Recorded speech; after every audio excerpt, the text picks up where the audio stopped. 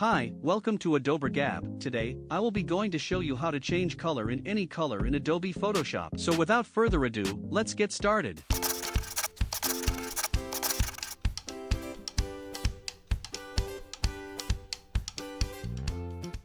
So we are here in the charming world of Photoshop. First, what we're going to do is to create a hue and saturation adjustment layer.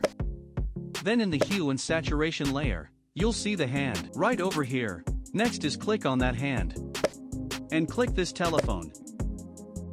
After that is take this hue and saturation all the way to the right to see which tone is being chosen. Then you need to expand the range so that all of the colors of the telephone will be well selected. Now you can lower the hue and saturation. And you can now choose any color you want. You can make it violet, whatever color you want. You can also reduce the saturation if you don't want so much saturation. You can even make it black or white. Just decrease the saturation and make the lightness to black or white. This is the black. And this is the white.